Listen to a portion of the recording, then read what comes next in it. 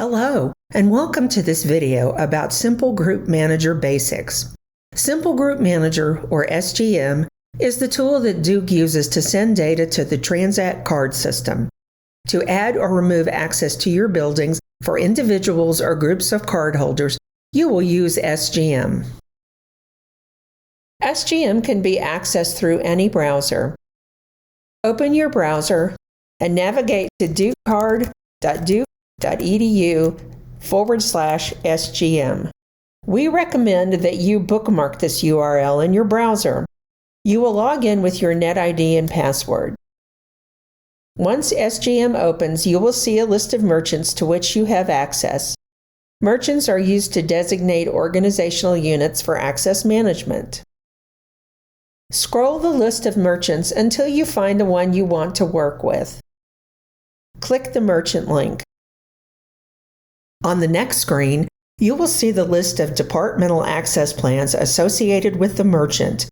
Choose the plan you want to work with and click on the link to open the plan. You may have to click through more than one link if your plan has a long or complex name. On the next screen, you will see several different types of member groups listed. Members excludes. This is a group that allows you to explicitly remove access from a user in a departmental access plan. If you add a person to this group, they will be blocked from the departmental access plan. Note that this does not necessarily ensure that access is removed to an entire area or building. Members includes. This is a group that allows you to add individuals to your access plan. If you add a person to this group, they will be included in your plan. Members of System of Record. This is a group that shows you who is being granted access automatically by virtue of their university affiliations. You can add individuals to the access plan you have selected by clicking on the Members Includes group. Select Add New Member. On the next screen, search for the individual you wish to add. You can search by name, Duke NetID, or Unique ID. We suggest you use NetID or Unique ID. Click Search. On the next screen, a person or persons that match your search criteria will appear. Check the box next to the person you want to add. When you do, the box beside ID will also be checked by default. If you searched by name and more than one person appeared, make sure you are granting access to the right person. You can choose to add a start date, an end date, and a comment. Comments are mandatory and can indicate who granted access or why access was granted, if that information is pertinent. Note that the start and end dates default to the date access was granted. You will need to change or eliminate one or both dates. If no change is made, access will end at midnight on the date access was granted. It is a best practice to set an end date for those who do not need ongoing access to your space, such as visiting scholars, contractors, and sponsored guests. Select Add Selected Subjects to add that person to your Members Includes group. You can add groups of individuals to your access plan if their access starts and ends on the same date. From Members Includes, click on Import New Members from File or List. On the next screen, type or paste a list of Duke Unique IDs or Net IDs in the box on the right side of the screen. You will need to use only one or the other, one per line. You cannot mix Duke Unique IDs and Net IDs. Note that if you choose to use Duke Unique IDs, you will have to enter a 7-digit number. You may have to add leading zeros to an older Unique ID to bring it to that length. In the middle of the screen, use the toggle to indicate if your data is all Duke Unique IDs or all Net IDs.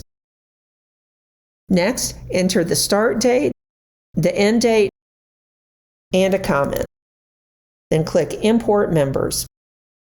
If someone is part of your departmental plan, you'll be able to remove their access. In the Members Includes group, check the box next to the persons you want to remove. Click Remove All Selected. When you are asked to confirm the action, select OK. You will receive a success message when the operation is complete. To verify that the person has been removed, open the Members Includes group. If the person is no longer listed in Members Includes, then they have been removed from the plan. Remember that adding someone to Members Excludes removes their access only to the buildings or doors which are managed by that access plan. Any other access assignments they have will not be affected. In the Members Include screen, you may see the following different access examples. Red text. The individual's access has expired but remains viewable so it can be updated or removed at a later date. Gold text means the individual's access has been pre-provisioned to start at a later date. Their entry will change to black text when access is in effect. Comments are mandatory. Users with no comment were likely added to the access plan through the regular grouper interface.